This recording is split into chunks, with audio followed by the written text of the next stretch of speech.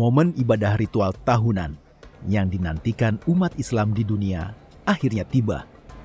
Tanggal 22 April 2026, kloter pertama calon jemaah haji Indonesia diberangkatkan ke Tanah Suci.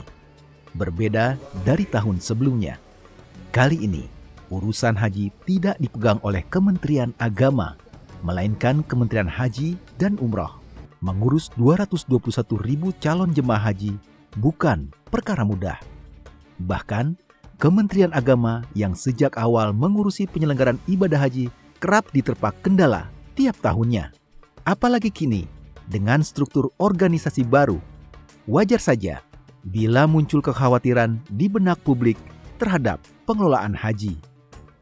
Berkaitan dengan itu, Komisi 8 DPR RI tak henti melakukan pengawasan terhadap kinerja Kementerian Haji dan Umroh. Di antaranya, terkait penanganan jemaah haji kategori berisiko tinggi, serta kesiapan layanan pendukung penyelenggaraan ibadah haji. Sebanyak 170.000 atau 80% jemaah haji Indonesia tahun 2026 termasuk ke dalam kategori berisiko tinggi. Kategori itu mendeskripsikan jemaah haji dengan kondisi lansia serta komorbid atau memiliki riwayat sakit. Pemerintah perlu menyiapkan protokol khusus bagi jemaah yang beresiko dengan menambah dan meningkatkan kualitas layanan. Mulai dari aspek akomodasi, transportasi, dan konsumsi. Hampir sekitar 80% mereka mempunyai riwayat risiko tinggi. Maka kami berharap sebetulnya dari Kementerian Haji betul-betul bisa mempunyai protap penanganan kepada para jamaah yang berisiko tinggi. Kemudian para petugas-petugas haji juga bisa menyiapkan pelayanan yang terbaik kepada para jamaah tersebut. Di luar itu juga kualitas penanganan di akomodasi, transportasi maupun makanan konsumsi yang disiapkan untuk para jamaah bisa meningkatkan stamina para jamaah pada saat mereka persiapan menjelang Ar-Musna atau wukuf. Selain itu, kenaikan biaya aftur akibat terhambatnya jalur distribusi Selat Hormuz ikut mempengaruhi biaya operasional penerbangan haji.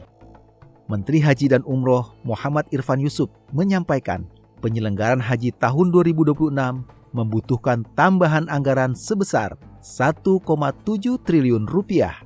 Namun, Komisi 8 DPR RI menegaskan tambahan anggaran tidak boleh diambil dari dana BPIH agar tidak membebani jemaah haji.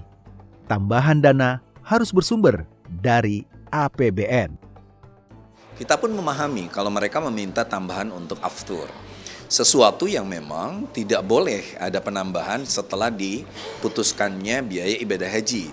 Tetapi karena ini masuk post Myers dan kita menyetujui permintaan tambahan sekitar 1,7 triliun oleh Kementerian Haji dan Umroh, yang menjadi perdebatan kita posnya dari mana. Tidak boleh dari BPIH karena itu sudah diputuskan. Itu harus dari APBN, misalnya dari biaya tak terduga. Berdasarkan keputusan Menteri Haji dan Umroh nomor 7 tahun 2025, rangkaian panjang pelaksanaan ibadah haji ini mencakup proses pemberangkatan, masa tinggal di Arab Saudi, hingga pemulangan ke Indonesia. Meski total rangkaian mencapai sebulan lebih, proses inti ritual ibadah haji hanya berlangsung selama 6 hari, yaitu dari tanggal 8 Zulhijjah sampai 13 Zulhijjah. Dalam rentang waktu krusial itu, jemaah haji melakukan ritual utama mulai dari wukuf di Arafah, mabit di Musdalifah, lempar jumroh di Mina, hingga tawaf dan sa'i di Masjidil Haram. Banyaknya jemaah serta panjangnya rangkaian pelaksanaan ibadah haji menuntut kejelian penanganan dari petugas haji.